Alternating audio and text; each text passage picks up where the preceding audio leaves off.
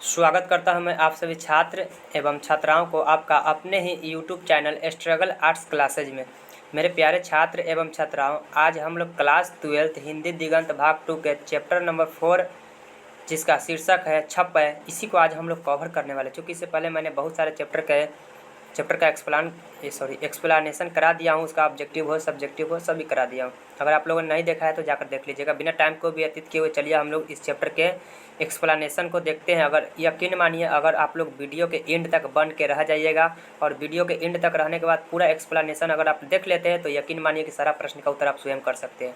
और उसके बाद जब प्रश्न का उत्तर स्वयं कर सकते हैं तो यकीन मानिए कि एग्जाम में आपको किसी प्रकार की कोई समस्या नहीं होगी।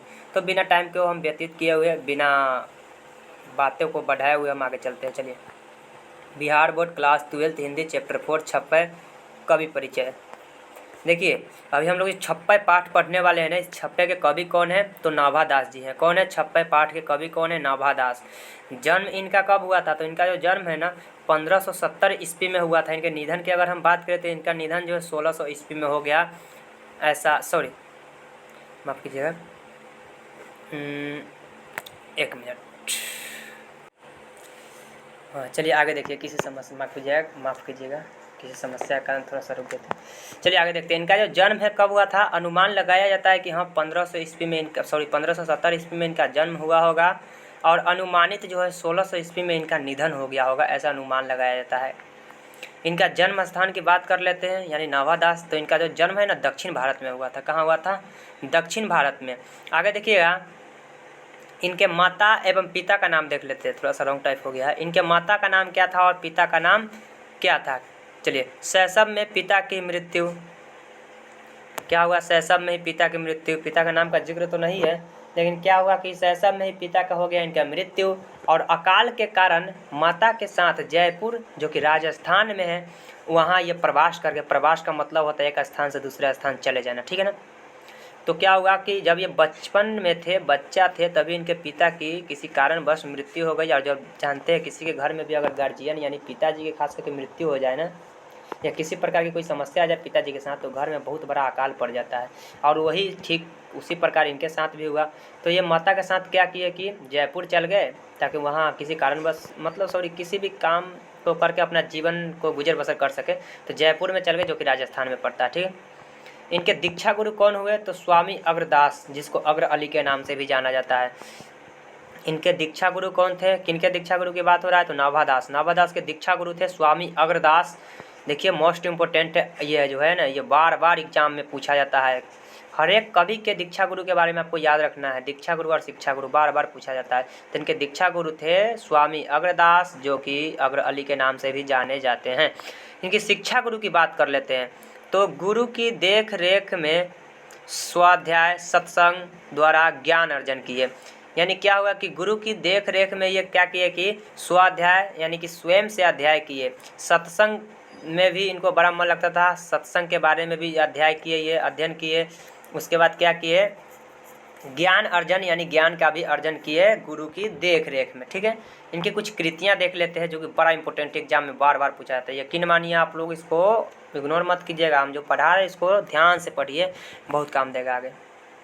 इनकी कुछ कृतियां जैसे कि भक्तमाल और अष्टयाम बहुत इंपॉर्टेंट है, जो कि ब्रज भाषा में लिखी हुई है। कौन भाषा में लिखी गई है? ब्रज भाषा में। और गद्य है, गद्य कृतियां हैं ये, ठीक है ना। यह गद्य कृतियां हैं जो कि ब्रज भाषा में लिखी गई है, भक्तमाल और अष्टयाम, ठीक है ना, याद रखिएगा आप लोग। नाभादास जी के द्वारा रचित यह छप्पय भक्तमाल से ही लिया गया है। देखिए, अगर आपसे एग्जाम में कहीं पूछ दे नाभादास जी के द्वारा जो पाठ लिखा गया वो कहाँ से लिया गया है, तो वह भक्तमाल से लिया गया है, ठीक है ना। भक्तमाल एक बहुत बड़ा एक पुस्तक है और यहीं से एक छोटा सा टुकड़ा निकाला गया है छप्पय, जो कि इन्हीं के द्वारा लिखा गया। अब आपका सवाल एक आ सकता है, भाई छप्पय, इनके शीर्षक का नाम है छप्पय, भाई छप्पय का मतलब क्या होता है?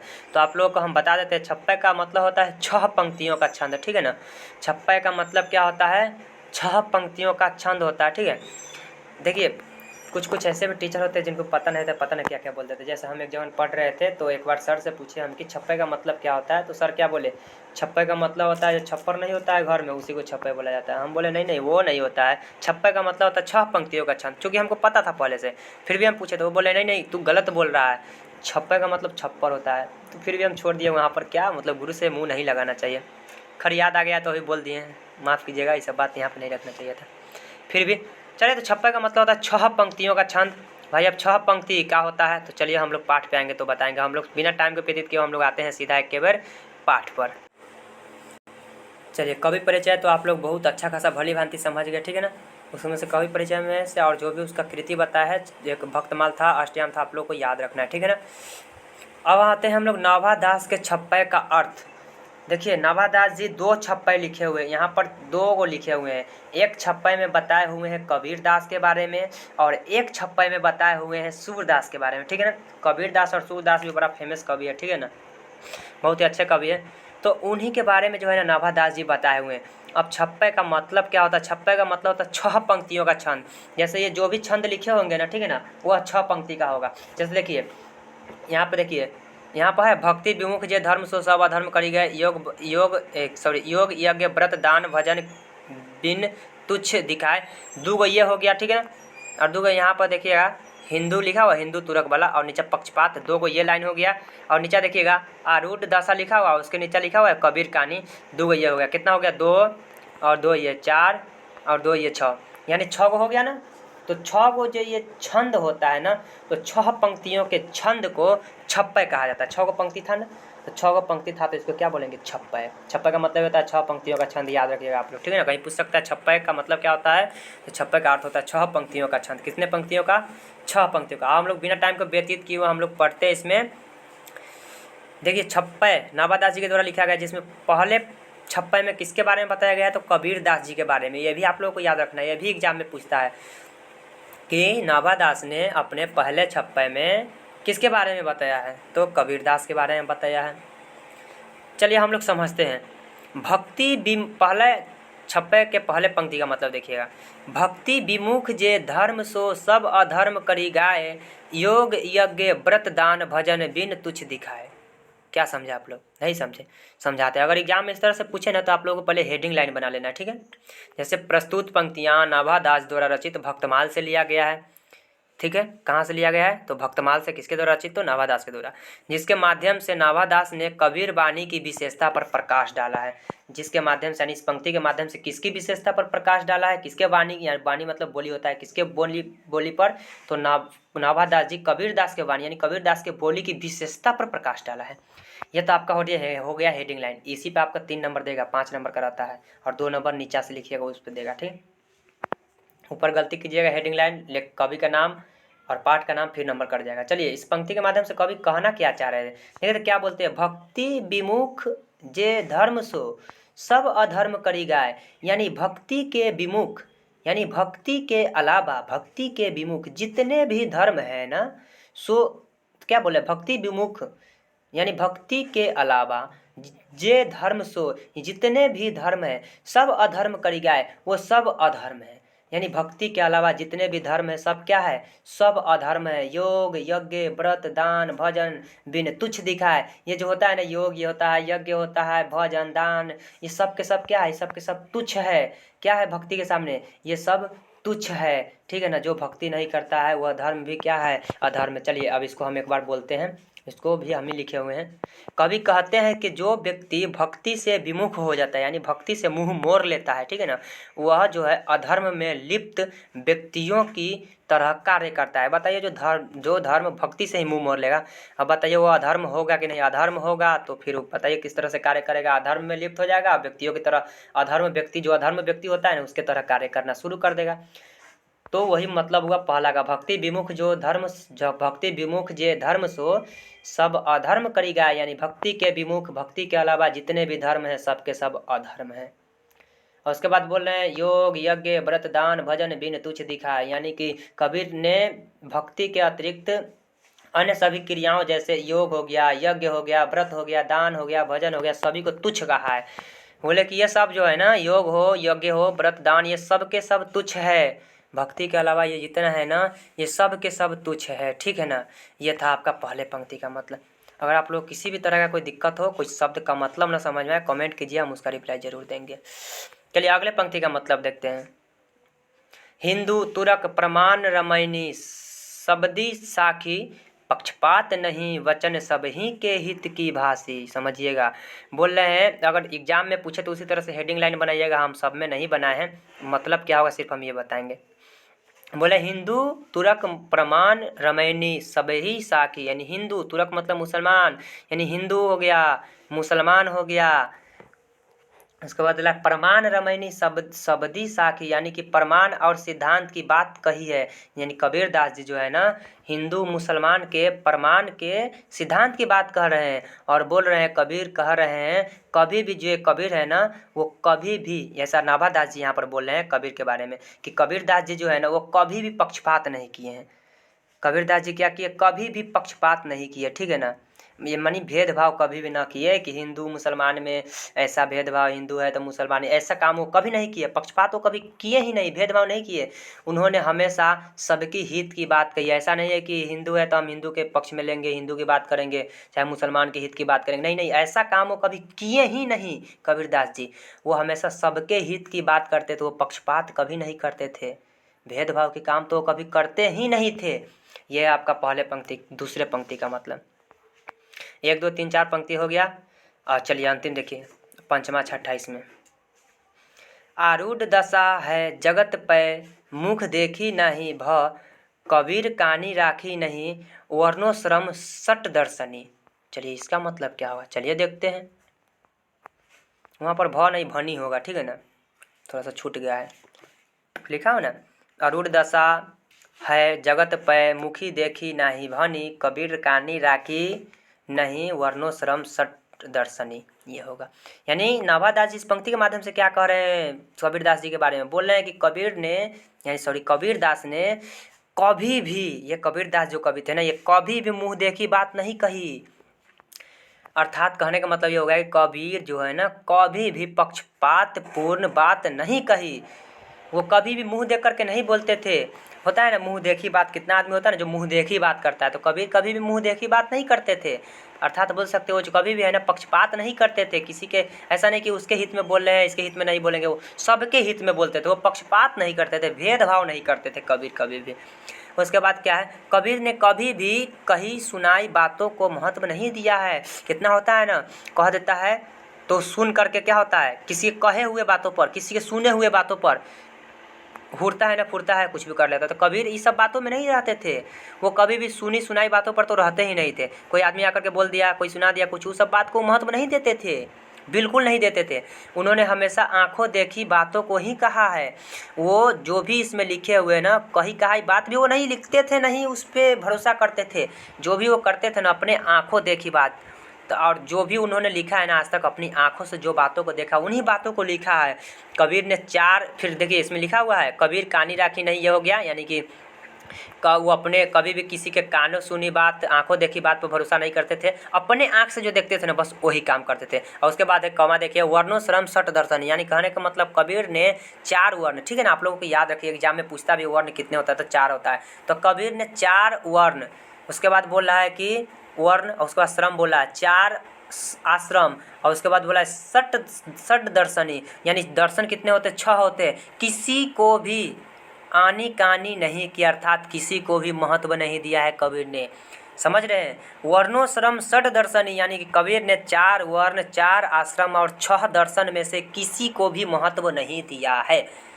हम बिल्कुल अपने भाषा में बोले, अपने भाषा में लिखे हुए हैं, 4 वर्ण 4 आश्रम और 6 दर्शन में से किसी को भी कबीर ने महत्व नहीं दिया है। कानी राखी नहीं का मतलब समझ गए आप लोग, यानी कि कभी भी किसी के कानों सुनी बातों, आंखों देखी बातों पर भरोसा नहीं किए। स्वयं जो आंख से देखते थे वही काम करते थे और वही बात को वो लिखते भी थे।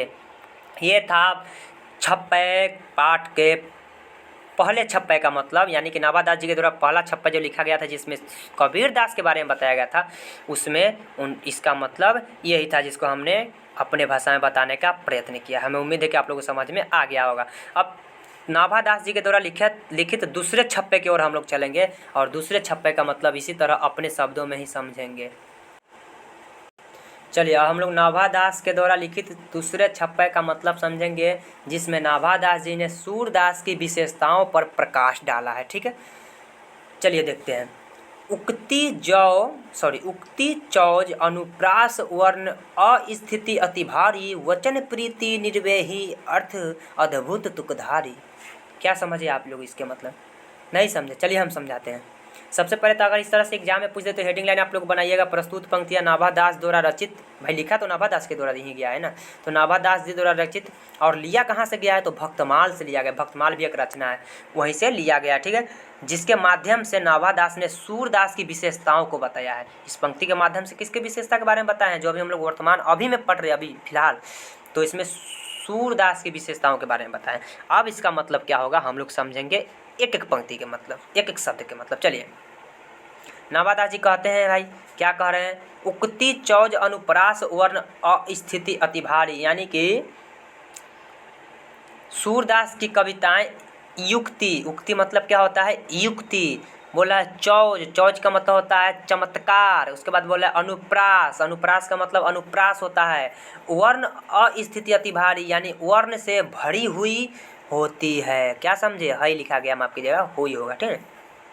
यानी छप्पे पाठ के जो कवि नाभादास जी है वो बोले सूरदास जी के बारे में कि सूरदास जी के जो कविता होता है ना, वो उक्ति चौज अनुप्रास वर्ण इस सभी से भरा हुआ होता है। यानी कि उक्ति युक्ति से, चमत्कार से, अनुप्रास से, वर्ण से, अनुप्रास वर्ण से, इस सब से जो है ना भरा हुआ होता है इनका कविता, ठीक है। आगे देखिएगा, वचन प्रीति निर्वेही अर्थ अद्भुत तुकधारी, यानी सूरदास जी जो है ना, सूरदास की कविता लयबद्ध होता है। सूरदास जी की कविता कैसा होता है? लयबद्ध होता है, यानी लय पे एकदम संगीत की तरह बैठेगा। इतना अच्छा लगेगा जब पढ़िएगा ना सूरदास जी की कविता, ऐसा लगेगा एक शायरी बोल रहे हैं, ठीक है ना। गाना कैसे गाते थे? एकदम अच्छा लगता है। शायरी कैसे बोलते तो अंतिम में मिलान हो जाता है तो बिजोर लगता है, यानी गजब लगता है। उसी प्रकार सूरदास जी की जब कविता पढ़िएगा तो अंतिम छंदों का मिलान हो जाएगा, जिसको तुक भी कहा जाता है। अंतिम छंदों का मिलान यानी तुक।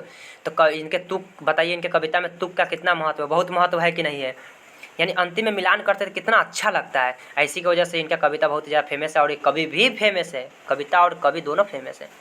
तो क्या है, सूरदास जी की कविता जो है लयबद्ध होता है, यानी लय में एकदम संगीत की तरह चलता है और संगीतात्मक होती है। एकदम लय में गाइएगा तो बड़ा अच्छा लगेगा, और संगीतात्मक होता है एकदम। सूरदास अपनी कविता की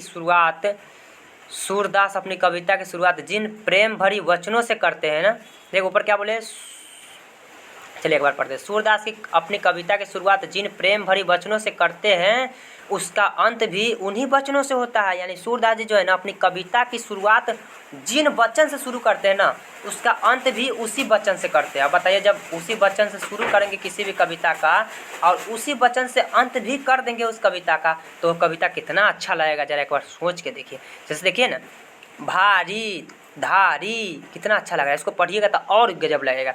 चलिए एक बार बता देते हैं।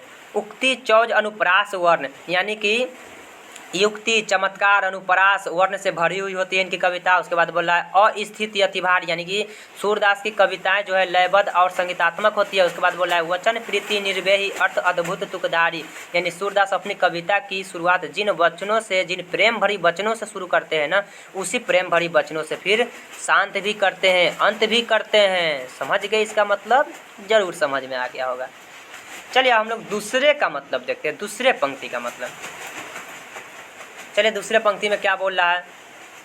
पद प्रतिबिंबित दिव्य दृष्टि हृदय हरि लीला भासी जन्म कर्म गुण रूप सब ही रसना प्रकाशी। देखिए किस तरह से अच्छा से पढ़िएगा ना, एक संगीत की तरह लय बता और अच्छा लगेगा, ठीक है। हम तो सीधे पढ़कर समझा रहे हैं। चलिए इस पंक्ति के माध्यम से सूरदास क्या कहना चाह रहे हैं? अगर लिखना हो एग्जाम में 5 नंबर में व्याख्या में, तो हेडिंग लाइन उसी तरह से बनाइएगा जिस तरह से पिछले पंक्ति में बताए हैं। हम तो यहाँ पर फिलहाल बताएंगे कि इसका मतलब क्या होगा। चलिए इस पंक्ति का मतलब सूरदास जी क्या कहना चाह रहे हैं? सूरदास की दृष्टि दिव्य है। आपको हम जब सूरदास के पद पढ़ाए थे ना, उसी समय हम बताए थे कि सूरदास की दृष्टि क्या है, उसका आँख से क्या थे, वो आँख से अंधे थे कि नहीं, हम आपको स्टार्टिंग में ही बताए थे। तो यहाँ पर जो छप्पे के लिखित छप्पे जिसके द्वारा लिखा गया नाभादास जी के द्वारा, नाभादास जी क्या बोल रहे हैं? पद प्रतिबिंबित दिव्य दृष्टि, यानी इसका मतलब क्या होगा? सूरदास की दृष्टि दिव्य है। सूरदास ने अपनी कविताओं में श्री कृष्ण की लीला का वर्णन किया है। यानी समझ रहे, सूरदास की दृष्टि क्या है? दिव्य है। मानते हैं कि उनका आँख खराब है, लेकिन वो कैसे देखते हैं किसी भी चीज़ को, किस चीज़ से वो लिखे हुए? तो अपनी दिव्य दृष्टि से लिखे हुए। हृदय की दृष्टि से, यानी होता है ना हम लोग अगर आँख में कुछ झोंक भी देना कोई, तो फिर भी हम लोग आँख बंद करके यह अनुमान लगा सकते हैं कि मेरे आसपास कौन है, किधर है। तो सूरदास जी भी थे ना, ये तो भगवान के भक्ति में लीन थे, क्या ही बताएं इनके बारे में, शब्द कम पड़ जाएगा। तो इनका जो ये जो आँख से अंधे थे, लेकिन ये जो है ना, जो भी लिखे हुए हैं ये अपने दिव्य दृष्टि से लिखे हुए। किससे लिखे हुए याद रखिएगा, दिव्य दृष्टि से। तो सूरदास की दृष्टि दिव्य है, ठीक है, दिव्य दृष्टि से ये लिखे हुए कुछ भी अनुभव करके सूरदास ने अपनी कविताओं में श्री कृष्ण की लीला का वर्णन किया है। क्या हृदय हरि लीला भाषी, यानी सूरदास जी क्या किया अपने कविता में, लीला भाषी यानी श्री कृष्ण जी के बारे में, वही ना होगा। तो सूरदास जी श्री कृष्ण जी के लीला के बारे में अपने कविता में वर्णन किया। उसके बाद बोला है जन्म कर्म गुण रूप सबही रचना प्रकाशी, यानी कि सूरदास ने प्रभु कहे तो किसका बोध हो रहा है, श्री कृष्ण जी के। यानी सूरदास जी जो है ना, श्री कृष्ण जी के जन्म कर्म गुण रूप सभी को अपनी दिव्य दृष्टि से देखकर अपने वचनों से ही प्रकाशित किया है।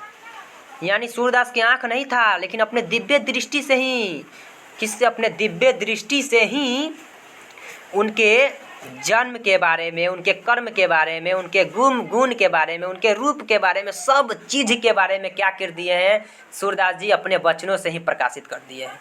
समझ गए आप लोग इसका मतलब, उम्मीद है कि समझ में आ गया होगा।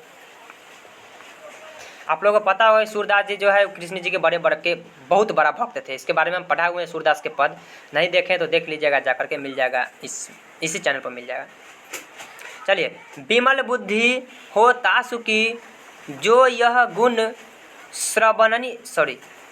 विमल बुद्धि हो तासुकी जो यह गुण श्रवणनी धरै, सुर कवित सुनि कौन कवि जो नहीं सिर चालन करे।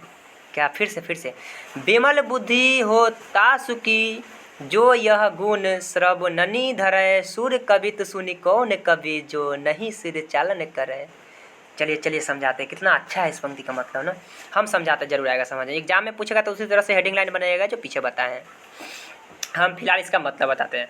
क्या बोल रहे हैं कि विमल बुद्धि हो तासुकी, यानी कि जो भी सूरदास जी के बारे में पढ़ता है ना, उसका बुद्धि क्या हो जाता है, विमल हो जाता है। विमल कहने का मतलब विकसित होता है, ठीक है ना। जो भी सूरदास के कविता को पढ़ते हैं उसका बुद्धि भी विमल यानी कि विकसित हो जाता है।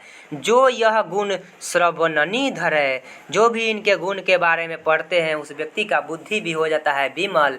सुर कवित सुनि कौन कवि जो नहीं सिर चालन करे, यानी ऐसी कौन कवि है, बताइए, ऐसी कोई एक कवि है, यानी सीधा समझिए तो ऐसी कोई भी कवि नहीं है जिन्होंने इनके कविता को सुन करके अपनी सिर चालन नहीं किया, सिर को नहीं हिलाया। यानी कि जितने भी कवि है ना, जो भी कवि इनके कविता के बारे में सुनते हैं ना, पढ़ते हैं ना, तो अपनी सिर चालन करते। सिर चालन का मतलब होता है, हम लोग किसी को कुछ कहते तो मान लो हम लोग को अगर पापा जी ही कुछ बोलते हैं, कोई कुछ बोलते तो हम लोग बोलते हैं हाँ, हम मिलाते हैं ना। तो उसी प्रकार जो भी कवि इनके कविता के बारे में पढ़े हैं ना, सुने हैं ना, वो सिर को जरूर हिलाए हैं, यानी कि हाँ में हाँ मिलाए हैं।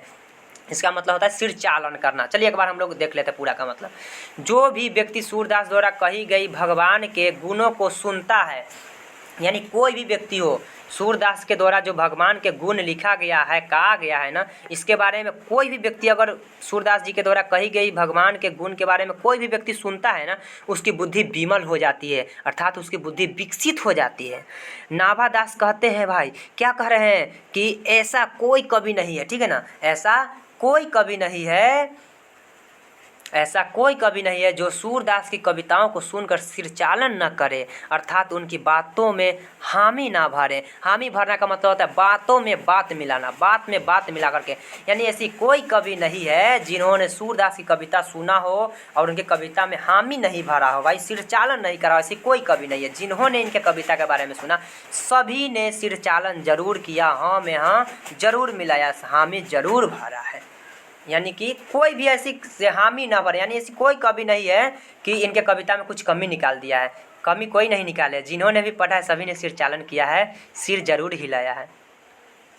ठीक है, ये हो गया इसका मतलब। तो कुल मिलाकर के हमने नाभादास जी के द्वारा लिखित 26 में पहले पद नहीं बोल सकते हैं, पहले छंद का मतलब बता दिए, दूसरे छंद का मतलब बता दिए, और पहले पद में छंद में जितने भी पंक्ति थे, दूसरे छंद में जितने भी पंक्ति थे, सबके बारे में हमने अपने शब्द में बताने का प्रयास किया है।